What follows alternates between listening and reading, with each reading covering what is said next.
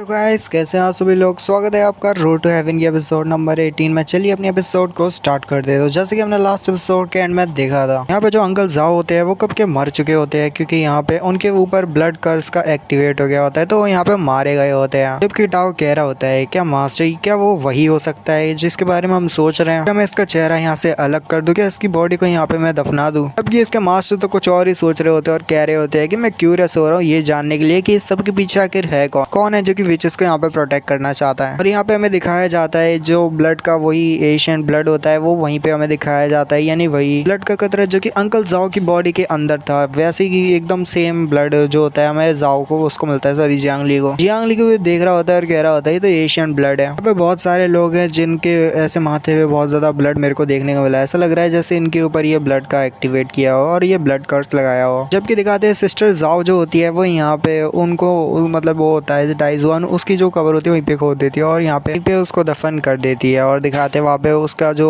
एक बड़ा सा नोट लिखा होता है जो कि होता है स्पिरिट ऑफ गार्डियन। जबकि हमारा जो आफेंग रहता है कह रहा होता है सिस्टर जाओ क्या हमको यहाँ पे इनको दफनाना चाहिए, ये जगह ठीक रहेगी क्या? जब सिस्टर जाओ कह रही होती है कि स्पिरिट गार्डियन कभी अपना रास्ता नहीं भूलता, अगर भले ही हम भी यहाँ पे मारे जाते हैं तब भी हमको इस जगह को प्रोटेक्ट करना होगा, क्योंकि यहाँ पे बहुत सारे लोग हैं जिन्होंने यहाँ पे हमारी मदद की जरूरत है। बहुत सारे लोग हैं जिनको हमारी मदद की जरूरत है, तो अगर हम भी यहाँ पे मर जाते तो हमको भी यहाँ पे इस जगह को प्रोटेक्ट करना होगा। और मुझे लगता है कि टाइजुआन के लिए ये जगह दफन के लिए सबसे ज्यादा बेहतर है। जबकि आफेंग जो होता है वो हमारे जियांगली के बारे में सोच रहा होता है कि ये बंदा, जबकि यहाँ पे वो लड़की कह रही होती है कि ये जो यंग मैन है ये बहुत ज्यादा ही पावरफुल है और साथ ही ये एक मॉन्क है, और क्योंकि एक मॉन्क है और मॉन्क के लिए उनकी आइडेंटिटी छुपाना बहुत ज्यादा जरूरी होता है, क्योंकि आजकल की जो लोग है वो यहाँ पे सारे मॉन्क्स को मारते जा रहे हैं। तो आफेंग मैं चाहती हूँ कि तुम इसकी आइडेंटिटी को किसी को भी मत बताना, किसी को भी रिवील मत करना कि ये एक मॉन्क है। जबकि हमारा जियांगली कह रहा होता है मेरे ख्याल से यहाँ पे सारा काम खत्म हो चुका है, क्यों ना हम वहाँ पे वापस चले, और हाँ मुझे यहाँ पे मेरे रिवॉर्ड्स के बारे में भी बात करनी है, मेरे जो रिवॉर्ड्स है वो मेरे को दे देना। जबकि आफेंग कह रहा होता है हाँ क्यों नहीं, मैं तुम्हें यहाँ पे बिल्कुल यहाँ पे रिपे करना चाहूंगा और मैं तुम्हें यहाँ पे बहुत ज्यादा रिवॉर्ड्स भी दूंगा क्योंकि तुमने यहाँ पे जान बचाई है सिस्टर जाओ की और बाकियों की। इसके बाद जो सीन शिफ्ट होता है और हमें एक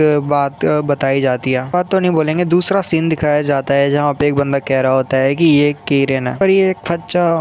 ये एक अच्छा फादर नहीं है। जब मेरा यहाँ पे जन्म हुआ था और मैं इस दुनिया के अंदर आया था तब वो यहाँ पे मिशन पे गए हुए थे। उस दिन को ये हंट कर रहे थे एक बड़े से सी मॉन्स्टर को जो कि साउथ चीनी आइलैंड पे रहता है। और बात करें कि एक अच्छे हस्बैंड की, तो वो एक अच्छे हस्बैंड भी नहीं थे, भले वो यहाँ पे फादर भी अच्छे नहीं थे पर यहाँ पे तो वो तो एक हस्बैंड भी अच्छे नहीं बन पाए। जब मेरी मदर की यहाँ पे डेथ हो गई और मेरी मदर मारी गई तब भी वो जो मेरे फादर थे वो मदर को देखने के लिए भी नहीं गए, तब भी वो मिशन पे ही थे। जब डीमन पूरी तरह से नॉर्थ जगह पे कब्जा कर लिया हुआ था और वहाँ पे बहुत ज्यादा लोगों को मार दिया हुआ था, तब मेरे जो फादर थे उन्होंने बहुत सारे लोगों को लीड करते हुए 72 डीमंस को यहाँ पे अनाइलेट कर दिया। जबकि यहाँ पे कोई बंदा पीछे से आता है और कह रहा होता है कि यंग लॉर्ड, मुझे लगता है ये समय अभी नहीं है सेंटिमेंटल होने के लिए, तो आप प्लीज यहाँ पे शांत हो जाइए और थोड़ा अच्छे से सोचिए। आपको यहाँ पे अभी की सिचुएशन पे ध्यान देना चाहिए, जितना जल्दी हो सके उस रोल को यहाँ पे पॉसिबल करना है। मतलब आपको यहाँ पे वो रोल जो है उसको यहाँ पे जल्दी से करना होगा वरना बहुत ज्यादा देरी भी हो सकती है। जबकि वो जो बंदा होता है वो कह रहा होता है तुमने क्या कहा, मैं उसको टेक ओवर कर लूं, यानी हाई माइटी किरण की पोजीशन को? मैंने नहीं सोचा था कि मैं एक दिन इस पोजीशन को हासिल करूंगा। क्योंकि एक और बंदा जो कि यहाँ पे सारी चीजें बता रहा रहता है, यही वही बंदा होता है जो कि यहाँ पे यंग लॉर्ड से बात कर रहा होता है। वो फिर से कहता है यंग लॉर्ड, मैं यहाँ पे आपको एक और चीज बता देना चाहता हूँ, यहाँ पे जितने भी tens of thousand of people है वो यहाँ पे आपके हाथों में है। मैं तो चाहता हूँ कि आप यहाँ पे शांति से एक फैसला करें कि आप यहाँ पे उस पोजीशन को यहाँ पे पाना चाहते हो कि नहीं, द किरण की पोजीशन को। अगर आप यहाँ पे किरण की पोजीशन को हासिल करते हो तो आपके पास पावर होगी, आप बहुत सारे लोगों की जान बचा सकते हो। मैं बस चाहता हूँ कि आप किरण की पोजीशन का जो रोल है वो जितना जल्दी हो सके उतना जल्दी ले लो तो बेहतर होगा। जबकि जो यंग लॉर्ड होते हैं वो कह रहे होते हैं कि वैसे ये सब छोड़ो, द फ्यूनरल, मेरे को जरा उसके बारे में बताओ कि प्रिपरेशन कैसी चल रही हो सबसे रिलेटेड। फिर वो बंदा बताने लगता है कि 300 वर्कर जो है जो कि अलग अलग कोने से, दुनिया के अलग अलग कोने से वर्कर को उठा के लाया गया है, जिससे वो जितना जल्दी हो सके कंस्ट्रक्शन का काम खत्म करे। जो वो टॉम्बो बनाने के लिए कंस्ट्रक्शन हो रहा है वो खत्म करे और वो बहुत जल्दी खत्म भी होने वाला है। ये हमने दुनिया के अलग अलग कोनों से बेस्ट वर्कर्स को लाया है। तो कॉफिन बनाने के लिए भी जितने सारी चीजें हैं हमने वो भी यहाँ पे देख ली है और यहाँ पे कॉफिन बनाने की भी सही चल रहा है, कॉफिन भी सही बन रहा है। जबकि वो बंदा कह रहा होता है यानी कि यंग लॉर्ड कि मेरे को जरा बताओ ऑफरिंग के बारे में, ऑफरिंग के बारे में तो बताओ। जबकि बंदा बता रहा रहता है कि हाँ वो भी यहाँ पे पूरी तरह से कंप्लीट है। जबकि वही बंदा जो अपने जो माउस होता है या चूहा होता है उसके साथ खेल रहा होता है, जो कि ये बंदा ही है जो कि यहाँ पे यंग लॉर्ड से बात कर रहा होता है। ये बंदे को इसकी शक्ल को तो दिखाया नहीं गया, पर ये जो है चूहे से खेलते हुए जरूर दिखाया गया है। बंदा कह रहा होता है कि ऑफरिंग की बात करें तो यहाँ पे बहुत सारे हमारे पास प्रिजनर्स हैं, उन सभी को अगर यहाँ पे इम्प्रिजन किया जाएगा तो वो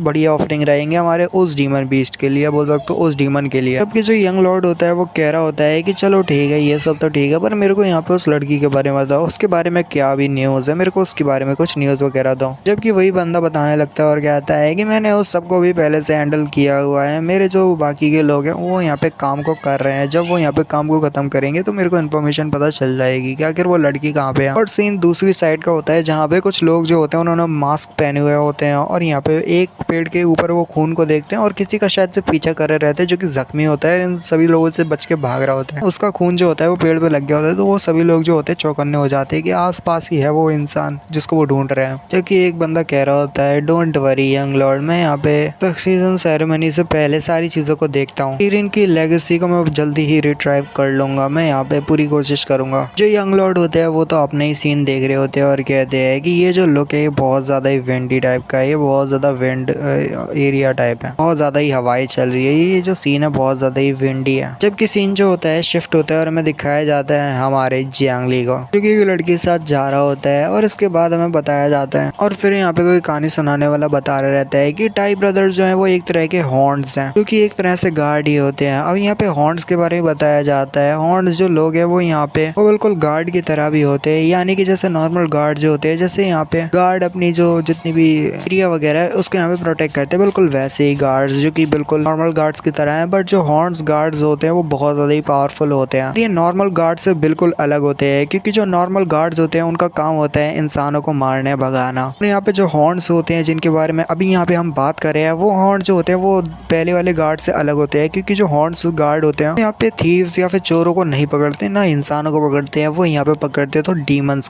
को मारने के लिए हॉर्न्स को बनाया जाता है। जब वो अपने लिए एक इतने मेरिट तक पहुंच जाते हैं, यानी उनका जो मेरिट है बहुत ज्यादा हाई हो जाता है और बहुत ज्यादा उन्हें प्रमोशन मिलती है, तो उसके बाद वो होते हैं वो टाइगर रैंक में प्रमोट कर दिए जाते हैं। टाइगर रैंक बहुत ज्यादा पावरफुल वो होती है, गार्ड की मेन फोर्स होती है जो कि बहुत ज्यादा पावरफुल होती है। और यहाँ पे तो कुछ तो एलाइट भी बन जाते हैं, जैसे कि तुम देख सकते हो मेरी कजन को। और यहाँ पे हमें पता चलता है, सॉरी मैं कहानी सुनाने वाला कह रहा था, असल में एक छोटी लड़की यहाँ पे कहानी सुना रही होती है, उसकी जो कजन होती है वो होंगशेन रहती है और यहाँ पे वो कह रही होती है कि मेरी कजन होंगशेन जो है वो बिल्कुल ऐसी है, एक एलाइट है और वो टाइगर रैंक पे है जो कि बहुत ज्यादा ही अपर रैंक होती है। तो यहाँ पे टोड भी आते हैं, टोड बहुत ज्यादा ही पावरफुल होते हैं, इनकी कॉम्बैट स्पेशल मतलब ये स्पेशल तो नहीं होते, स्पेशलिस्ट तो नहीं होते मतलब कॉम्बैट में फाइट करने के लिए, पर यहाँ पे जो टोड का काम ये होता है कि यहाँ पे उनको अलग अलग काम के लिए तकसीम कर दिया जाता है, यानी कि दुनिया के अलग अलग कोने से कुछ पावरफुल लोगों को लाया गया है, जैसे गोल्डन टोड्स हो गए। हमारी फैमिली में जो गोल्डन टोड्स है वो यहाँ पे फाइनेंस का देखते हैं और फिर आते हैं द फायर टोड्स की charge forging and weapon and equipment बनाने पे ज्यादा ध्यान देते हैं, क्योंकि उन्हें ये वो बहुत ज्यादा अच्छे से आता है, वो स्पेशलिस्ट है इसमें। मतलब टोड आप देख सकते हो कि वो